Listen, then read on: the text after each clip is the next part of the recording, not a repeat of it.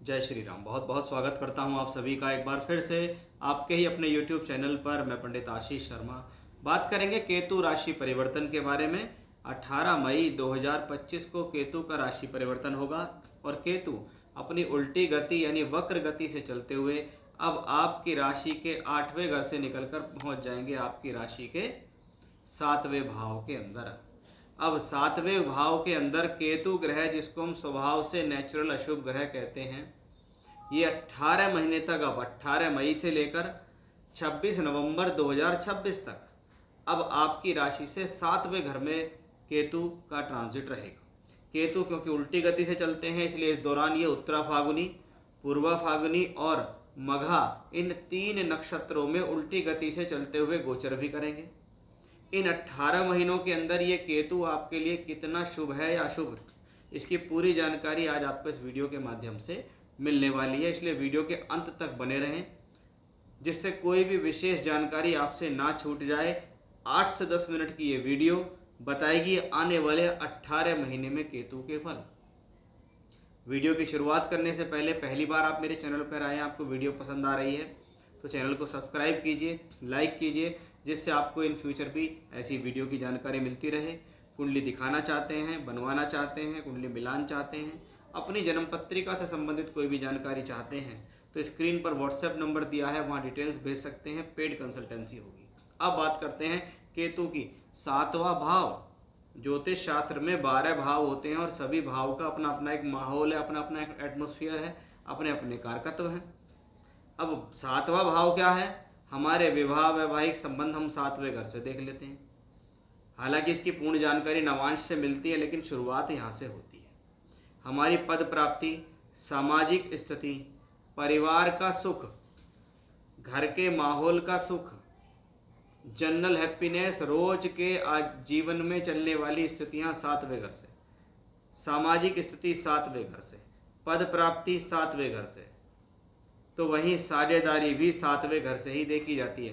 क्योंकि 7th house सिर्फ 7th house नहीं है, ये चौथे से चौथा और 10वें से 10वां होने वाला भावात भवम भाव भी है।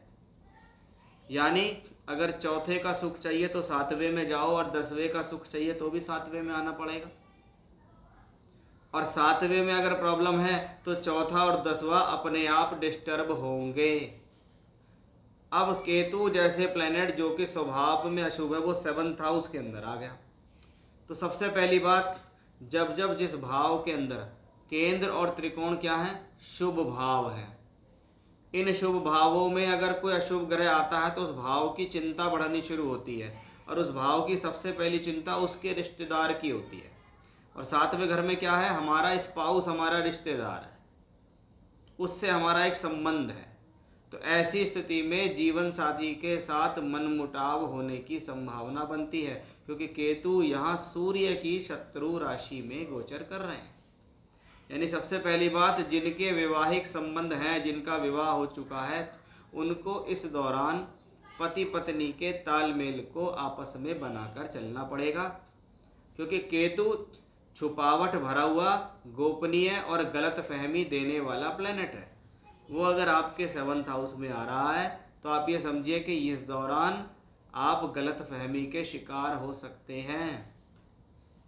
इस दौरान आप अपने जीवन के अंदर गलतफहमी की वजह से या किसी थर्ड पर्सन की वजह से आपके जीवन साथी के साथ आपके तनाव भरे रिश्ते कायम हो सकते हैं। इसलिए इस बात पर विशेष ध्यान दीजिए, क्योंकि ये प्लेनेट छुपकर काम करता है।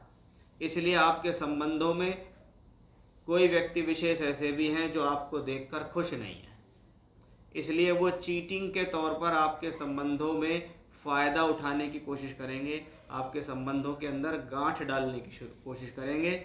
उसका आपको ध्यान रखना है, अपने जीवन साथी पर भरपूर विश्वास रखना है। ऐसे में अपने आचरण और अपने चरित्र पर भी पूर्ण संयम बनाकर चलें, क्योंकि ऐसा केतु आपको गलत चीज़ की तरफ धकेल सकता है। इस बात का विशेष ध्यान रखें। 7th हाउस में केतु का जाना पब्लिक इमेज की तरफ भी इशारा करता है। आपके गलत कृत्य, आपके गलत डिसीजन से आपकी वैवाहिक संबंध खराब ना हो, एक बात, आपकी छवि खराब ना हो, आपकी छवि की वजह से, आपके कार्यों की वजह से, आपके रॉन्ग डिसीजंस की वजह से या आपकी हरकतों की वजह से आपका सामाजिक स्टेटस डाउन होने की संभावना भी इस केतु से होती है। क्योंकि जब जब मेलेफिक्स प्लैनेट्स ऐसे ट्रांजिट करते हैं तो ये सावधानी बहुत सारी हमें अपने भीतर रखनी पड़ती है, क्योंकि उनका स्वभाव है, राहु केतु का स्वभाव क्या है, वो स्वभाव में अशुभ है। अगर ये मित्र की राशि में केंद्र त्रिकोणों में हूँ तो बहुत बली, जैसे मैंने पिछले समय में बताया कि राहु बड़ा स्ट्रांग है, लेकिन केतु उतना स्ट्रांग नहीं है, क्योंकि केतु का भाव भी अच्छा नहीं है। सेवंथ को मारक भाव भी कहते हैं, और केतु सेवंथ हाउस में सूर्य की शत्रु राशि भी पड़ी हुई है।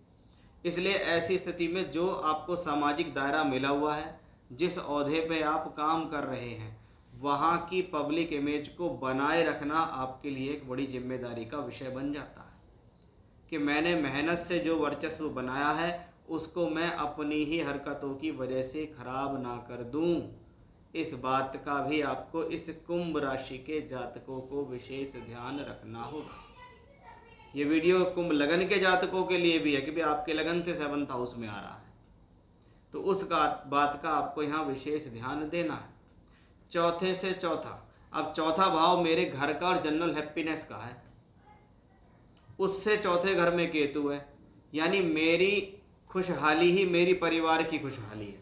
अगर मैं खुशहाल हूँ, मैं सुखी हूँ, मैं शांत हूँ, मैं सोच समझ कर कार्य कर रहा हूँ, तभी मेरे परिवार में खुशहाली होती है, अन्यथा ये अशांति बन सकती है। इसलिए मैंने शुरू में कहा कि भाई वैवाहिक संबंधों का ध्यान रखें।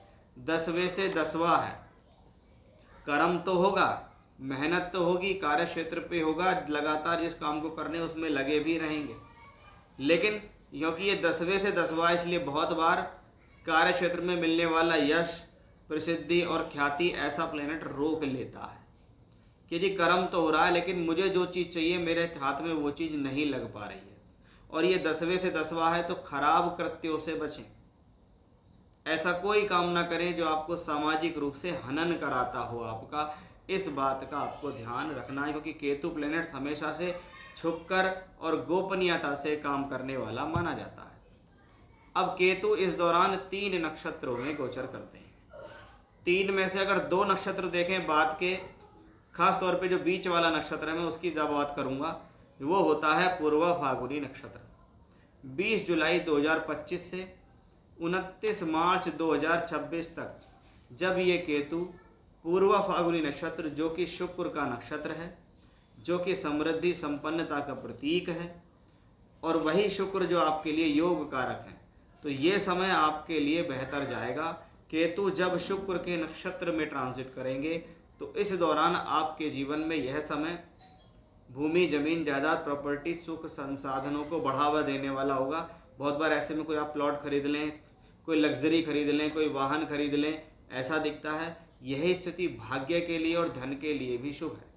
लेकिन अगर आपको केतु से अच्छे रिजल्ट चाहिए तो जितनी सावधानियां मैंने आपको बताई हैं उसको दिमाग में रखना पड़ेगा, अन्यथा आप धीरे धीरे करके देखेंगे कि जो जो चीज़ें आपने अपने लिए बनाई थी वो हाथ से चली गई। आपको लगेगा कि पता नहीं ये लोग मुझसे क्यों बच रहे हैं, ऐसी क्या बात होगी, लेकिन फिर आप अपने कर्मों पर ध्यान देना कि भाई आपकी गलती थी, आपने अपनी गलती से अपना नुकसान कर लिया। बस इन्हीं बातों का आप ध्यान रखेंगे तो ये केतु का ट्रांजिट आपके लिए अशुभ नहीं होगा।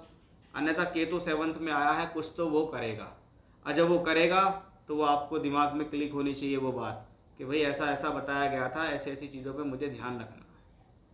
तो ये था मेरा आज का विषय कि भाई कुंभ राशि या कुंभ लग्न के जातकों पर कैसा होगा प्रभाव जब केतु राशि से या लग्न से 7वें भाव में गोचर करेंगे। जय श्री राम।